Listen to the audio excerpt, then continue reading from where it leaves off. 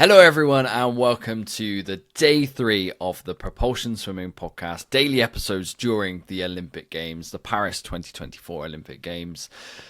Dan, I am very glad as we get into today's episode where we're going to be reviewing day 2 finals, where we're going to be previewing day 3 finals and semi-finals.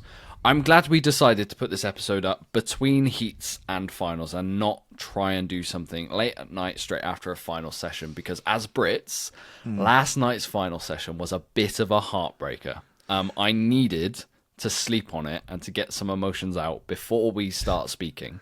Well, that's part of the problem, isn't it? I think there's going to be points in this episode because it was a heartbreaking session of swimming for us Brits. And I, again, a bit like you, I imagine, went to bed thinking, what am I supposed to say about this? Because we even put captions up on Instagram. We were like, what do we caption this? Like, yeah, we're extremely proud of how well Adam and Max swam.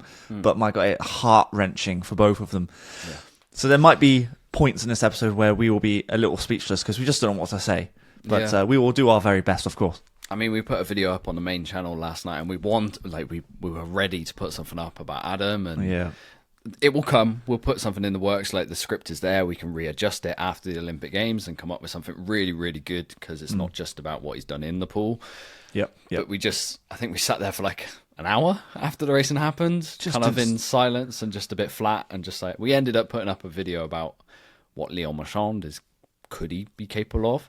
Bit of a discussion topic. But we'll get into today's racing. We'll pick the energy back up because there's a good final session to come for the Brits, we hope. Yeah. But before we start previewing day 3 finals that are happening tonight, let's talk day 2 then, and let's review the men's 400 meters individual medley. And we'll start with the man of the show, Leon Marchand. Like I said, did a video about this.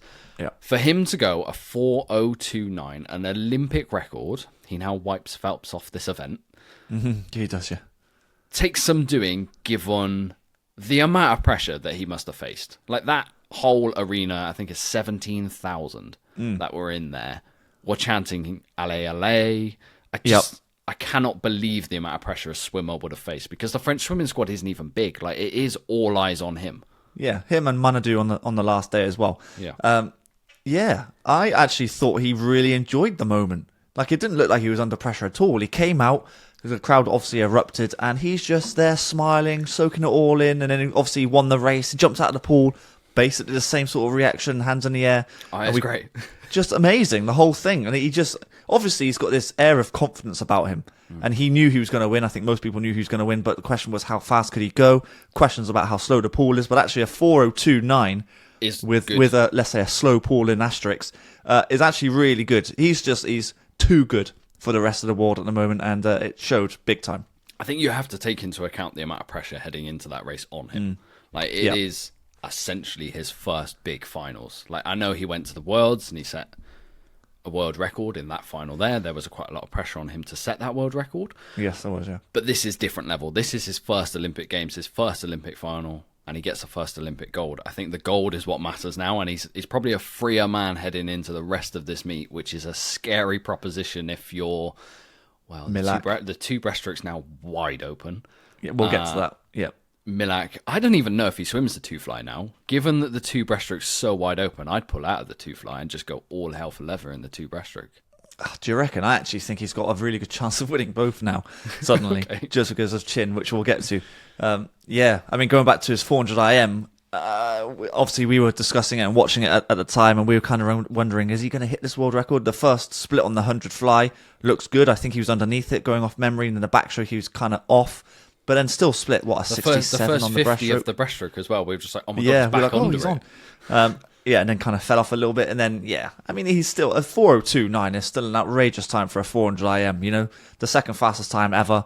And no one is going to get close to him. I suppose outside of Marchand, the biggest highlight, outside of Brits as well, is that Carson Foster was a little bit off the pace. I thought he had something in the tank for the final. Maybe this is for him. The Olympic pressure. Possibly. We haven't given it enough credit, really, when we start talking slow pools. But Olympic Games, there is a different level of pressure than there is at World Championships and Olympic trials. Well, all the training sessions day in, day out, and all the work that they put in behind the scenes comes down to, in this scenario, a 4-minute race. And so you've got to be absolutely on it. And if you're not, then you miss out on medals. Luckily for Carson Foster, I suppose he did win a medal in this situation, but he was very close to not winning a medal. Yeah, he got pipped by Matsu Sisha. Yeah, if I pronounce it right. Was a little bit of a shock for me, I'll be honest. Oh, yeah, definitely. 4:08.6 it's a time there. It's a time that really should be winning silver. It's a great swim. Yeah, absolutely. I wonder if the lane position of the Japanese swimmer actually helped. Was he by himself? He was on the top end of the pool. Yeah. Which is where the speed was at the beginning, where your Sato was, for example. Yeah. Maybe he followed him and just kind of slingshotted past in the end. But yeah, that was a solid silver. I don't think anyone expected that one. Maybe some of you guys listening in did, but we certainly didn't. Let's talk Maxon. We've got to do this. This is incredibly hard to do. Third, fourth place at an Olympic Games. A British record, 4:08.85. You can't really ask any more of the guy. Personal best, Olympic final, showed up when it mattered. Just a touch isn't going to go his way in an Olympic Games, which is, like, we were heartbroken. Like, this more than Adam. This one hurt the most on day 2. Yeah. I did a little bit of research because obviously he's come fourth 3 times, and of course that was Rio, Tokyo, and now Paris. He was fourth, or missed a medal by 1.9 seconds in Rio, and you think, okay, well that's quite a bit of a distance. But then Tokyo missed it by 0.21, and then in Paris missed it by 1.9, so he's actually getting closer to the medal. But yeah, I was actually thinking in bed, like, it's like if you come fourth at one Olympics, okay, well you can kind of come back and re-motivate yourself ready for the next Olympics, but then you come fourth again for the second time, and I think that takes a lot of character to carry on swimming and want to do it again for another Olympic cycle. I don't know what he's feeling now, but if I'm feeling like this, he must be, I can't even think about it, but to come fourth again, 3rd time in a row, and it's another Olympics on the cards. It's a tough event to do 4 years in a row. So even Phelps didn't do it 4 years in a row or 5 years in a row. There's something about 400 metres individual medley where there's always one who gets dealt a tough hand. So when Phelps and Lochte was swimming it, it was Laszlo Tché. Oh, yeah. And it kind of feels like that. Yeah. Unfortunately, we passed on to Max. He deserves so much better. He doesn't need us to say this. No. That British record, if he does stop post-Paris, I think will stand for quite a long time. Yeah, I think so. And that is the only bittersweet thing, is that he couldn't have actually done anything more. If he came fourth and didn't go his best time, let's say he went a 4:09 high, then I think he'd be quite distraught. But I think there's a little bit to take away. Next up then, women's 100 metres butterfly. In our preview show that we said yesterday, we said it would be a giant shock if Gretchen Walsh doesn't win. The giant shock came. She tied up bad. She did. The end of that race was one of the worst finishes I've seen for a 100 metres butterfly in an Olympic final. Breathing on the last stroke. Shocking. Tori Husk came past her. The times here, not outstanding. Gretchen Walsh did this at US trials. She went slower in the final. Obviously, like, the semi-finals pressure's off. People do tend to swim faster, but Tori Husk gets on top of her. It's not a massive shock. Like, do you know what it is? It is a shock, but heading into US trials, both me and you said Tori Husk could. We said Tori Husk could break the world record, and now Gretchen Walsh did what she did. We jumped off that bandwagon, went on to Gretchen Walsh, and just like, we should have just stuck to our guns. I've been saying Tori Husk, and I think you're exactly the same, for like, I don't know, like a year, maybe a year and a half, ever since like Worlds, saying she's got a chance of breaking Sarah Sosham's world record. And I've been sticking on that train literally until US trials, and Gretchen Walsh did what she did and breaking the world record. And you think, well, I'm going to have to switch now because the world record was smashed by Gretchen. And you think, well, she's just got to... it's not too much of a shock. If you had asked me a year ago, this wouldn't have been a shock. No, because I would have expected Husk to win. The only reason why I changed from Husk to Walsh is because Gretchen broke the world record by a substantial margin. Yeah. Everyone did, let's be honest. We put a poll out and it was, I think, everyone 95%. Changed. Yeah, absolutely. So a shock in one way, not really a shock in another way, but ultimately... It was the swim skills and under pressure in that final 15 metres from Gretchen Walsh, which weren't special.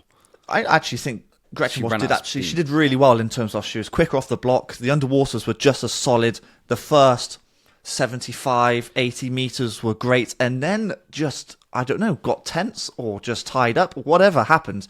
And then Tori Huss just came through and pipped her at the end. And it probably will come down to Tori Huss not breathing on the last stroke. Yeah, and that's probably what is the difference between gold and silver there. Who breathes on the last stroke of a 100 butterfly? You don't even see it at like summer nationals. Yeah. No. Yeah, I don't know what she was, unless she was really suffering. I think she genuinely was. She must have been really suffering. That must be the biggest shock of the whole competition so far, would you say? I would say we're getting to the next one now. Do you reckon? Yeah, men's 100 breaststroke final then. Heading in, Adam Peaty looked like he was on course for the three-peat. Oh, yeah. Yes, the breaststrokers are really struggling with this pool, especially in the 100 metres men's. I think we've heard from and seen a few reports from people who are actually there. And the breaststrokers, the men, are dealing with a wave in the last 15 metres, which is bouncing off the starting end and coming back at them. You might understand why, like, the whole of these preview episodes, we've been saying something looks wrong the last 15 metres of everyone. Yeah. So there's a wave that they're dealing with, which is why these times are not right. Yeah. Like, to win an Olympic Games in a 59.0 is shockingly slow. Let's be honest. In recent times, when you've got Adam and Ching in the water, that is... Yeah. Sorry, that takes the time out of the equation, really, when it comes to winning this gold medal. You just look at who comes first, silver... Well, joint silver in there, not even bronze. It came down to a glide on the finish for Adam, and Martinenghi finished on a full stroke. Yeah. We tried to record our reaction, didn't we, to this race? Yeah, we thought we were all set up, like you said at the beginning. We had a video planned for Adam to get his three-peat, and you just think, he's this close to achieving greatness. Like, there's only Phelps who's won on the men's side. On the men's side, yes, only Phelps that has won a gold medal in the same event for the last 3 Olympics in a row. So close, honestly, so close. He seems okay with it. I think he's... Yeah, he does. He said, I can't remember what his quote was now, but he's a winner already. He is very much at peace. To be fair, the journey that he's gone through to get to this point. Oh yeah, and I think that's an Olympic final. That's what he's leaning on, I think. But if you take a look at Martinenghi, he's obviously taken advantage and capitalised on what basically the whole field, like Chin finished 7th in a 59.5, so they're all finishing at the same time. Yeah. So, you can clearly see they're dealing with a problem in the pool, and it's just almost a little bit pot luck, because they're all doing the same thing.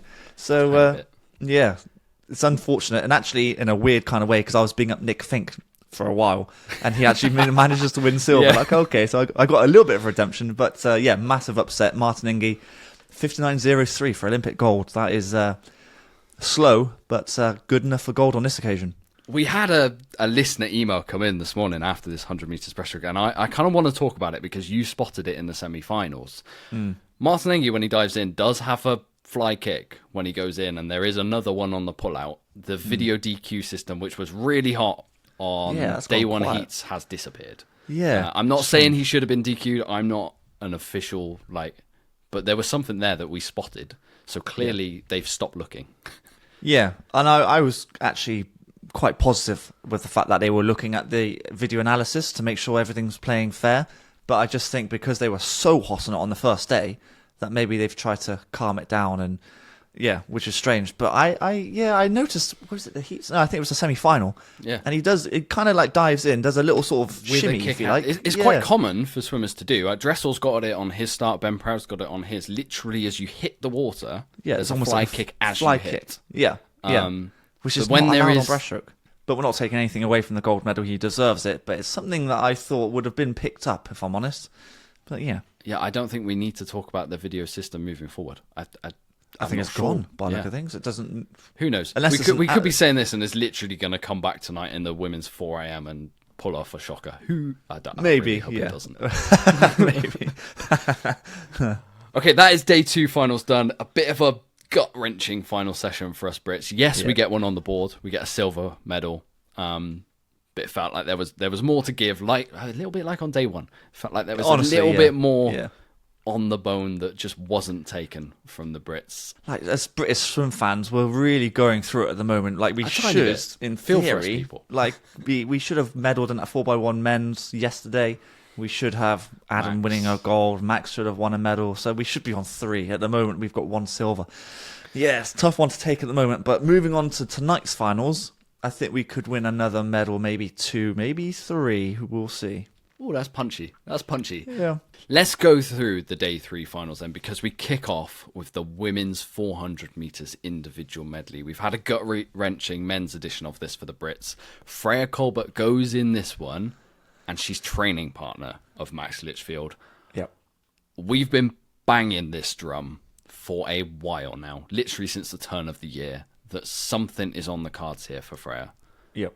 And looking at the heat swims, there's a fight for it. Don't get me wrong. Oh, yeah. There's a real fight for this bronze medal. I still think Katie Grimes is better than her heat swim. I think she switched off on the second half of the breaststroke. She's got more to give, for sure. Cruised. Yeah. You don't need to worry about Summer McIntosh. She was PB plus 13. Yeah. Yeah. This could be where the momentum starts coming for British swimming. And we'll get to the other people in this. We will. Yeah, I honestly, I really, really hope so. And if she does come fourth, a bit like Max, that is, again, we're going to be having a very difficult conversation tomorrow. Let's not talk about this right now. But I agree. I think we have to put a positive spin on this. In my head, I think Summer McIntosh will win. And I then think Katie Grimes has more to give. I think she gets silver. And I think Freya is going to get the bronze. Now, she's got a big fight on her hands with Emma Wyant, who actually is going fastest into this final.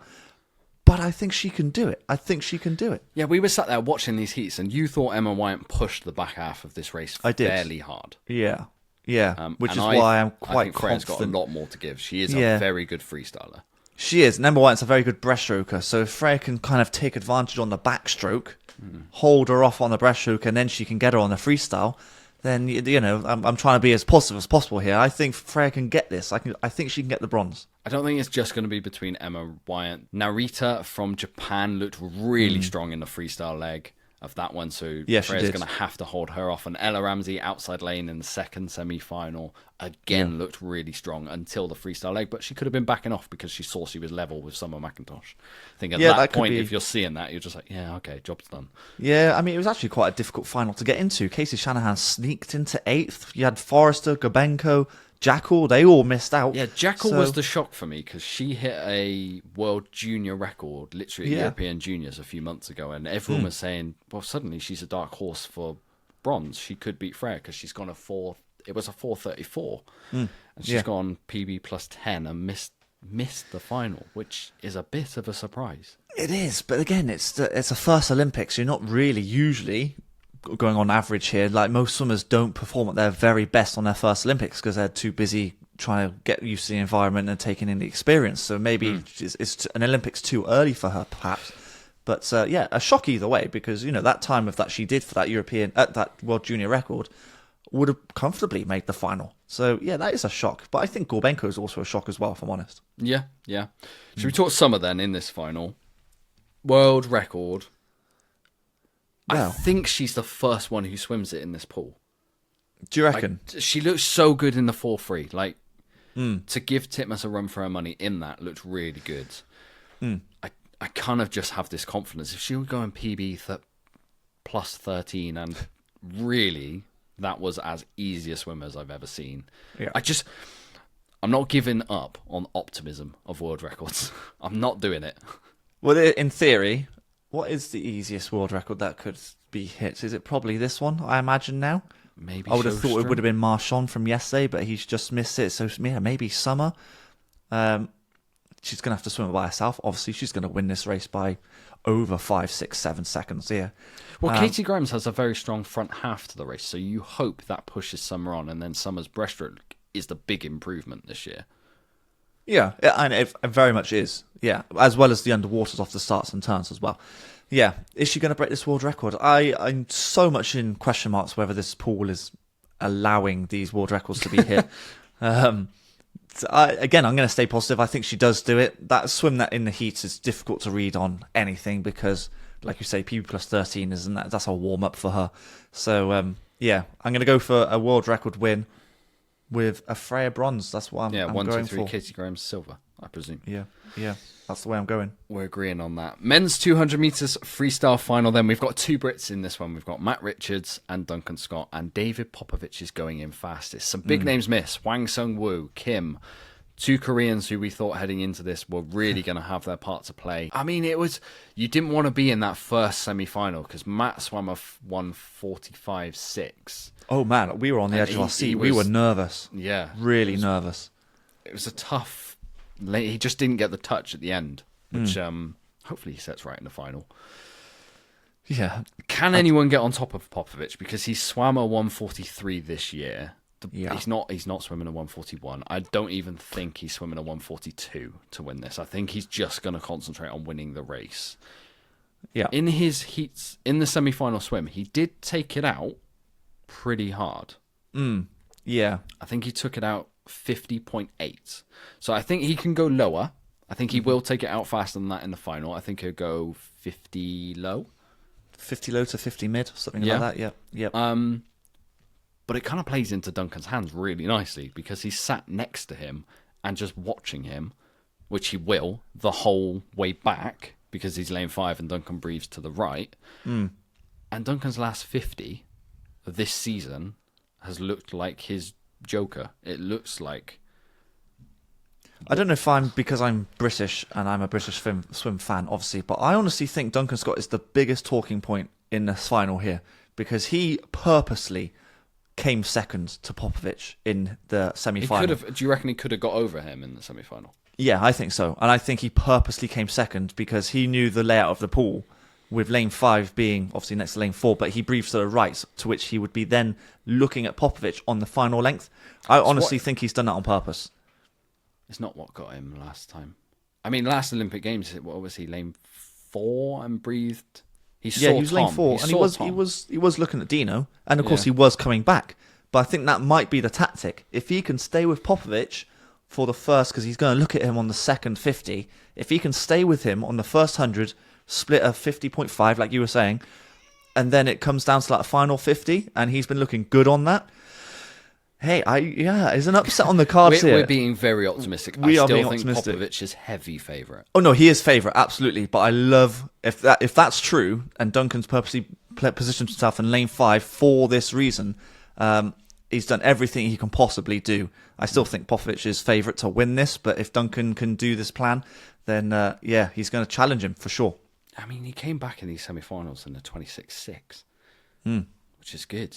I hope Matt has held all his cards to his chest right now. I think there's still more to give because he's a world champion in this event at the end of the day.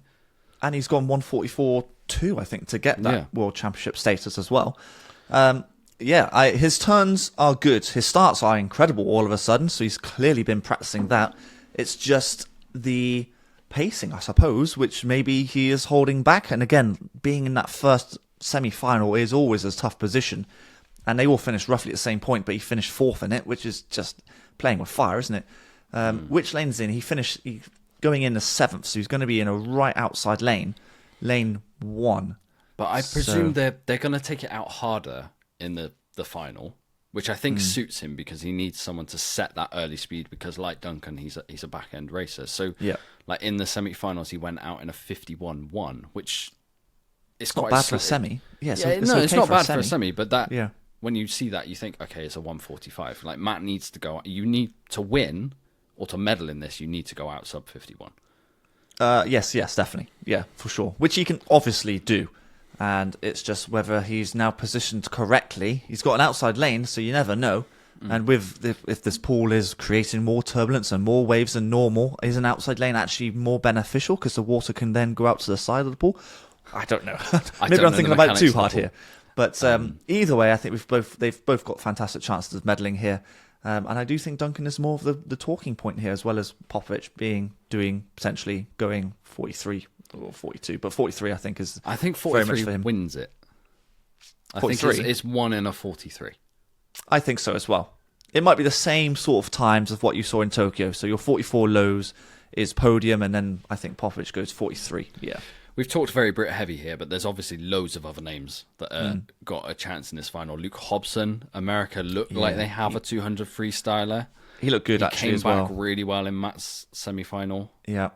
Lucas Mertens is in here after his 4-3. He's going to have the stamina to hold on.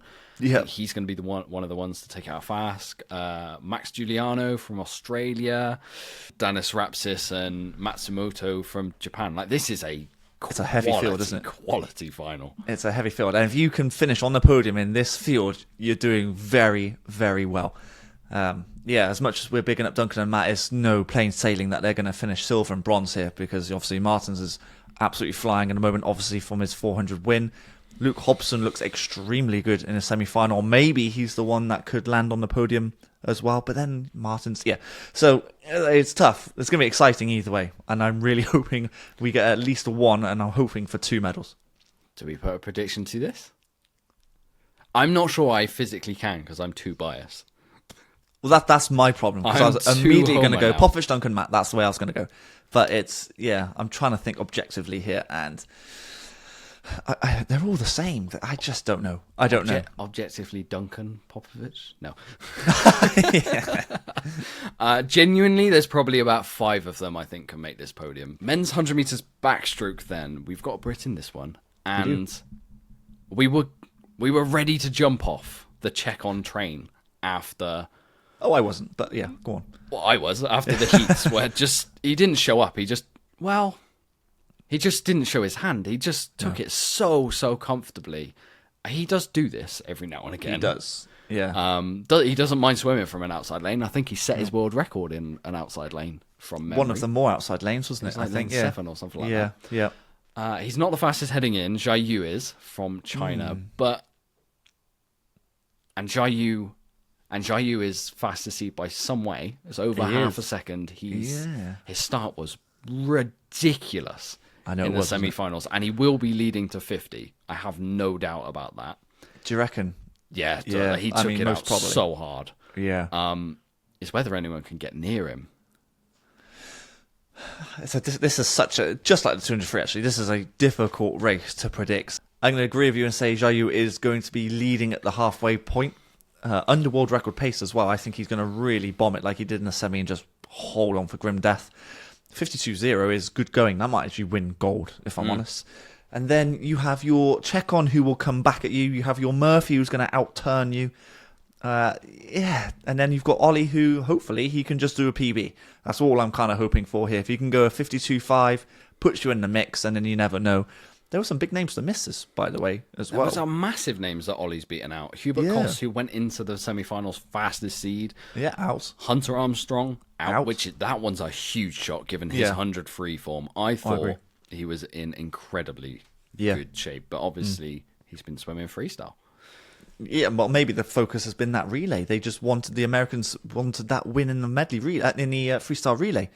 But yeah, that's how emotional he was after that win as well. To be fair, that might take a bit out of him. Yeah, I guess so. Yeah, it's going to be a good race. There's all sorts of different. And there's a Frenchman right in here, so it's going to be loud. Oh man, yeah, forgot about him. Brouillard, he's going to be a one to watch as well. It's going to be a good final. Predictions. What do you think? I can't look past Zhai. I know we said check on going in, but he's going to take it out fast. And in the semi-finals, he did hang on to.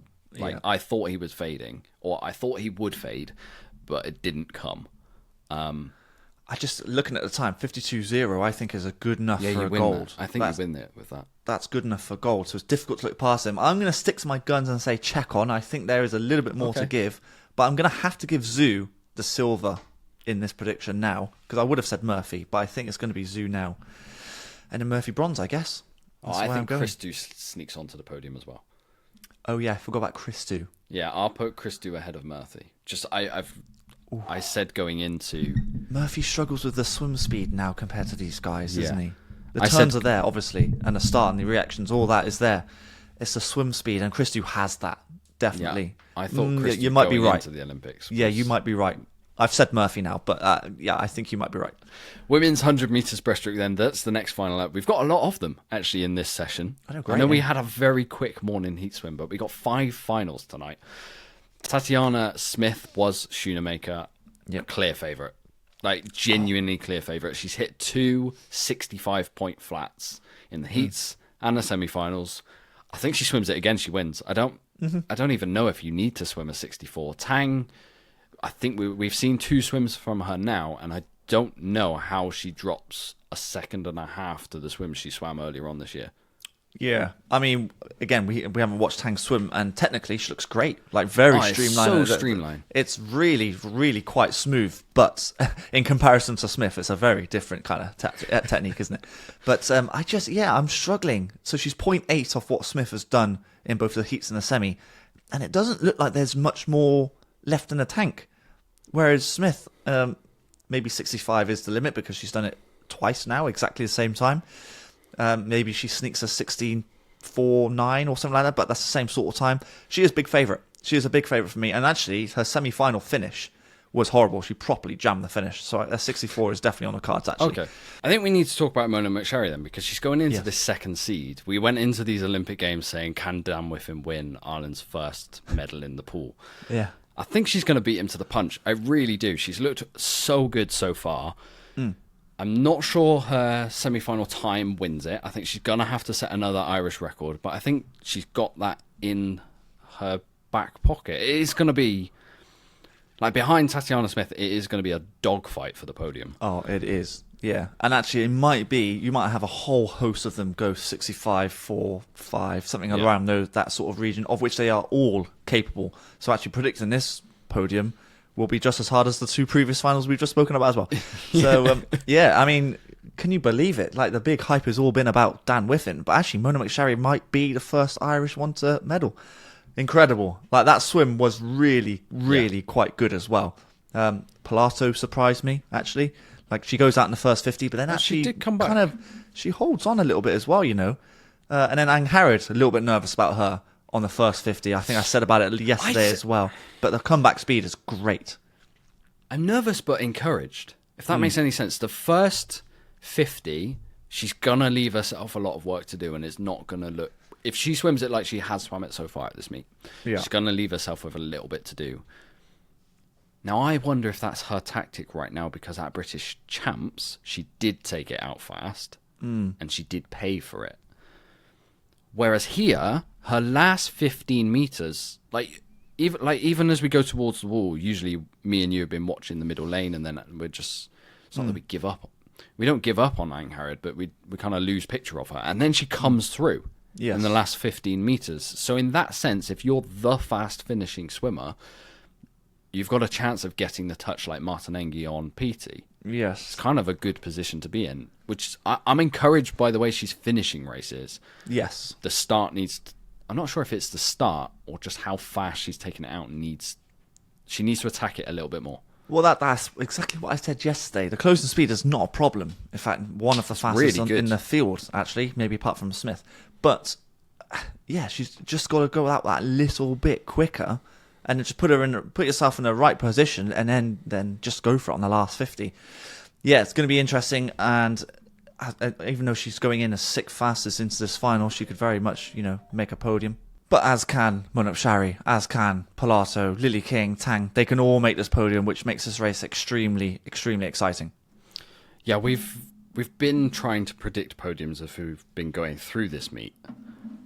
I mean, we'll try I'll be honest, tonight's session is really hard to predict podiums. It very much is. I mean, we can give it a go. Tatiana Smith, gold. Yeah, that was the one I think we're quite comfortable on now. I'll go Lily King, silver, based on she shows up at Olympics. Just experience, isn't it? Yeah. It's experience. And then I think Mona McSherry for bronze. Do you reckon? Yeah. I think. I will go for Smith, and I will go for... I actually think Mona McSherry might get silver here. Okay. Mona McSherry for silver. And then I'm going to have to go Tang for bronze. Okay. This is objectively. I'd love Ang Harrod to get the bronze, but I think objectively, I think Tang will get the bronze eventually. Okay, next final up on night 3. Oh, we got 9 days of this. How great is this Olympic Games? The women's 200 meters freestyle. We don't need to preview too much about this because everyone knows it's Ariarne Titmus against Molly O'Callaghan. Eyes slightly on the world record time, more likely on each other. Yep. Who's going to get the touch? I'm right now Camp Titmus. You're Camp O'Callaghan. I am, yeah. I'm basing it on Titmus has a gold. She's got momentum. Oh, I guess Molly got a gold in the relay. So they've both got a gold medal in their back pocket. I just like the way that Titmus closed at Aussie trials and had more closing speed than O'Callaghan, which I don't think O'Callaghan saw coming. Yes, true. I agree with you there. And Molly is more suited or more well known for her back end speed, and you clearly saw that in the semi-final. Like, she was like nearly a body length behind Titmus and then clawed it back quite comfortably, actually. But again, going back to sort of Summer McIntosh and PB plus 13, obviously it's not PB plus 13 in this situation, but it's PB plus 2, which is still for a semi-final, and you can go PB plus 2. That's very nice and very comfortable for these two. Oh man, it took a 156.3 to make this final, which there's so many swimmers around the world of 200 meters freestyling in women who can do that. Like, very much so. They've just not chosen to race it, partly because of how far gold and silver is and other events is the focus. Like, it's a real shame, personally, from a British point of view speaking, that Freya Anderson is where Freya Anderson is, because I think heading into, like, if Freya Anderson, we're talking hypotheticals here, which is just unfair because we never know this could have happened. She could be in for a bronze, like, if it's Freya Anderson of old. Like, I do like Claire Weinstein. She looked really good in the semi-finals, and it is going to be a battle between, I think, her and Jorge for that bronze medal. I think so. But it is just a little bit of a shame for the Brits, that because you could have one, you could have two Brits in this final.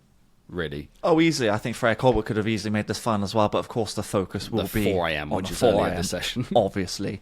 So, but yeah, funny you brought that Freya Anderson thing up, because I was going to kind of allude to it as well, because I think she could have easily made this final, absolutely, and then could have got a bronze as well, sneaked a bronze for her time Team will come. GB. Like, she's on the road back now, which is a really good thing. Yeah, she is. But frustrating in a way, because these top two are so far ahead that the field isn't as deep as it probably could be. But, yeah. Oh, well. But, prediction. What do you reckon? Prediction. I'm sticking by Titmus. I'll go with Callahan, and I'll go Weinstein. And Weinstein looked good in the semi-finals for me. Okay. Well, obviously, I'm going to go with Molly and then Titmus for the silver, and then bronze. It is a bit of a dogfight between Jorge and Weinstein. Seeing as though you've gone Weinstein, I'll go Jorge. Let's just go completely opposite this time. Sounds about right. Okay, that's the finals from day 3 previewed. I'm sure we've got most of those predictions wrong. We've not done great batting average so far. No. But some of the swims have been a bit shocking. I don't think many people have got a high batting average at this point. Semi-finals, there's only one of them to preview tonight, because the 800 free that was in the heats this morning is race the final tomorrow. So they get an extra bit of race. They get an extra bit of rest. I kind of like that, actually. For I like it as well, guys. Yeah. So we've only got the women's 100 meters backstroke, of which I think both me and you heading into this meet thought it's going to be some mental games. We thought Regan Smith and Kaylee McEwen were going to trade world records, maybe. Yeah, again, heats are... In the semi-finals. In the semi-finals, we thought they would. Semi-finals, I think you'll see the heat light up then. But actually, I suppose those two aren't really the talking points. They've qualified, obviously, is in the top 3. But actually, Catherine Burkhoff is the only one to go a sub-58. So that is a bit of an interesting turn-up for the books. So, well, she can go sub-58. Like, we knew that. She went sub-58 at trials. I think the battle for between her and Kylie Mass is on. Kylie Mass went out really hard. She did. Yeah. And actually, just because of that 57 swim, being a heat swim, and you know Americans are quite good at going through the rounds as well, I'm going to put Burkhoff as a favourite for bronze now. Just before the semi-finals have been swum. Yeah, I think so. Yeah. Okay. And she's going to make the final, as is Mass, as is Reagan, as is Kaylee. They're all going to make the final. Yeah. It's just which order they go in, I suppose. The two big guns swam this heats very differently. So Kaylee McEwen took it out to 50 and then switched off. Regan Smith kind of switched off to the turn and then just exploded off the turn. Yeah, the turn was unreal. If she can do that sort of turn, and in the next time she races it, that will pose big problems to Kaylee McEwen. I assume this is a 2-horse race, so that'll be really. You quite don't need good to assume. I think most people see that. Yeah. But then again, we've got predictions wrong, haven't we? 2-horse race between Peaty and Ching, and that kind of foiled itself. So. Okay, all right. But I think this one's a little bit more set, just because the pool isn't really having an effect on the backstroke as much as it is the breaststroke. I think the men's breaststroke, the pool has had the biggest effect given the wave and that they must have done. They're really hitting it quite hard. And then the Brits obviously didn't quite perform as best as they could. They actually weren't too far away off making a semi-final. Yeah, it was a minute 18th, 19th. Yeah, so I'm kind of surprised by that. I thought it would take a sub-minute, or just about a minute to qualify, so they can consider themselves a little bit unlucky. But someone who does sneak in is Danielle Hill, so another Irish swimmer. They're doing quite well, aren't they? They are doing well. Doing well. My wife's half Irish, so I can claim a little bit of a pick-me-up, especially if the medal comes in tonight. Well, I've got a similar situation because obviously my wife is Zimbabwean and then they kind of support South Africa, so we'll be cheering Smith on the 100 breaststroke, but I won't be. I'll be cheering on the Hang Harrod. So we'll have a little bit of a conflict for about a minute or two. Very nice. Okay, so that just about rounds up today's daily podcast from Propulsion Swimming on day 3 of the Olympics in Paris. If you have got any comments, if you've got any predictions of your own, leave them in the comment section on the Propulsion Swimming Podcast YouTube channel. We've really enjoyed doing this so far, and there's so many more days to come. So make sure you're subscribed on YouTube, Apple Podcasts, Spotify, wherever you like to get your podcasts. We're making sure that these get out in good time so everyone can listen to them ahead of finals, but then also you can listen to the reviews of the days whenever you get the time as well. Yeah. Me and Dan, we'll see you guys in 24 hours. Hopefully we get a bit of an uplift. I know, I'm trying to be as positive as I can after a little bit of a upsetting start. But I'm going to try and stay on a positive train. And guys, thank you for listening, and we'll catch you on the next one. You've been listening to the Propulsion Swimming Podcast with Scott and Dan. We want to thank you for joining us and invite you to subscribe to the show, as well as checking out the Propulsion Swimming YouTube channel for weekly tutorials and videos to get your swimming fix.